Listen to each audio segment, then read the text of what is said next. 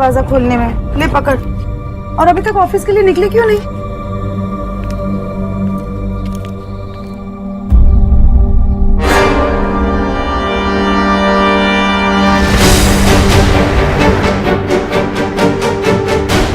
ये यहाँ क्यों आई है?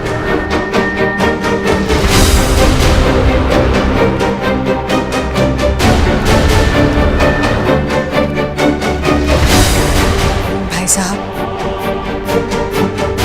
मैं मेरे बेटे देव और आपकी बेटी सोनाक्षी के रिश्ते की बात करने आई हूँ।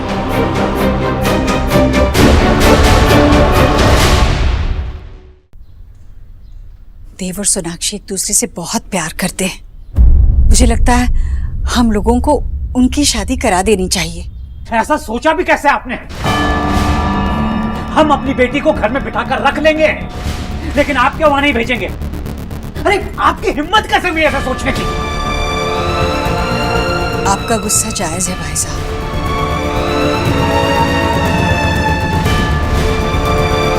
मैं आपसे हाथ जोड़कर माफी मांगती हूँ। मेरे बेटे की वजह से आप लोगों को बहुत दुख पहुंचा है।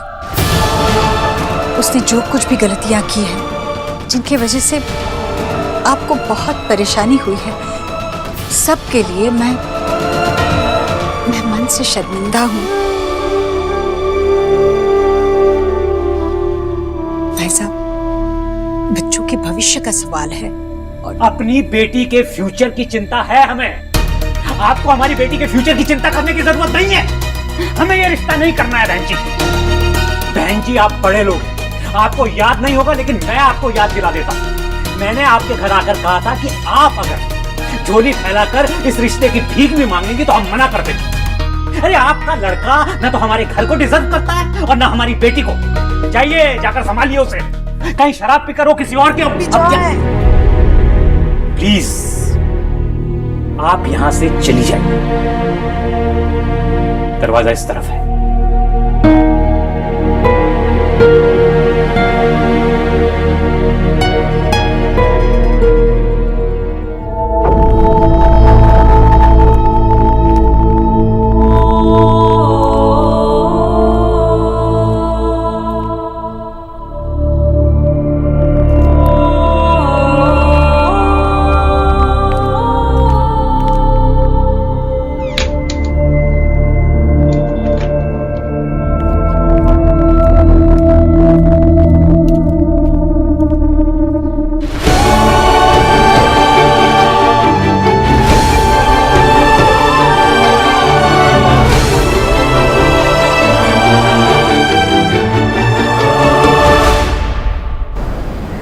जी, इतने दिनों के बाद कुछ अच्छा बनाया भोला ने।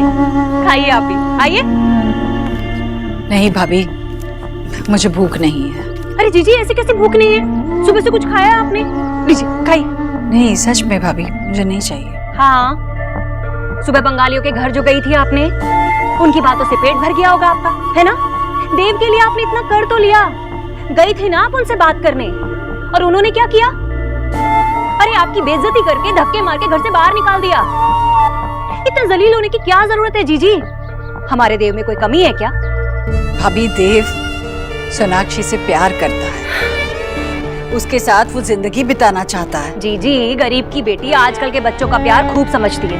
अरे दुनिया में इतनी अच्छी अच्छी लड़कियां हैं, एक बार देव से उन्हें मिलाइए तो सही, फिर देखिएगा यूं झट से कैसे बंगालन को भूल जाएगा वो। भाभी, आज तक देव ने जो कुछ भी चुना, जो कुछ चाहा, जो कुछ पाया, वो हम सब के लिए किया।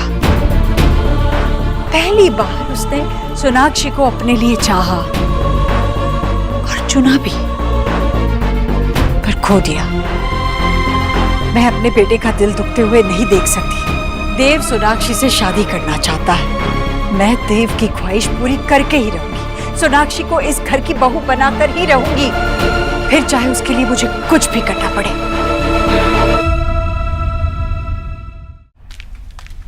टीना, मिस्टर दीक्षित कहाँ है? डॉक्टर बोस, वो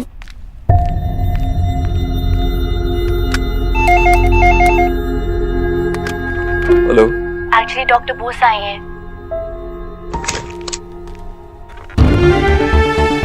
मिस बोस, आइए बैठिए ना। मैं यहाँ बैठने नहीं आई। क्या हुआ, कोई प्रॉब्लम? प्रॉब्लम है, आपकी माँ।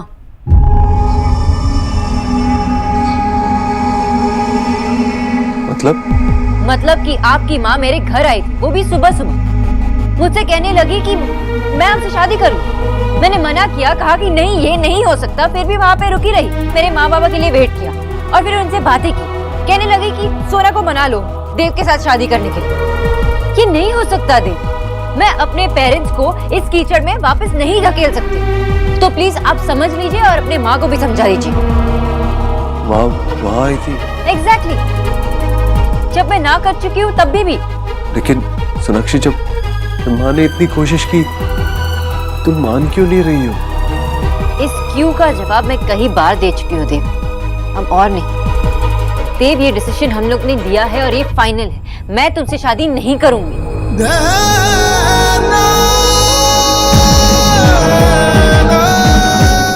लेकिन कुछ नहीं देव, अब इस बारे में और बात नहीं होगी, ना ही हमारे बीच और ना ही मेरे फैमिली और आपकी माँ के बीच। Because you and I are over. Sonakshi,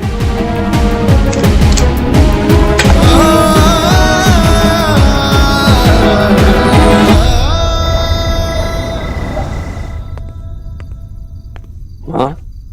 देव, तू जल्दी आ गया बेटा, सब ठीक है? हाँ।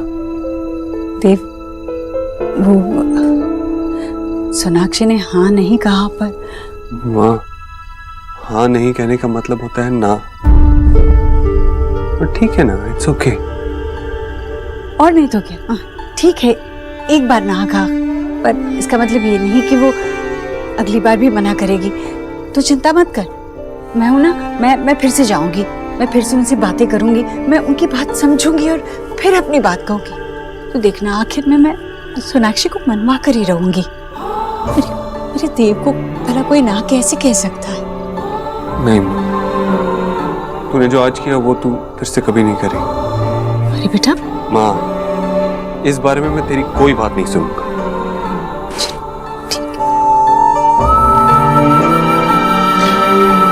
अगर मैं वहां नहीं गई देव, तो तेरी खुशियों को इस घर का रास्ता कहाँ से मिलेगा?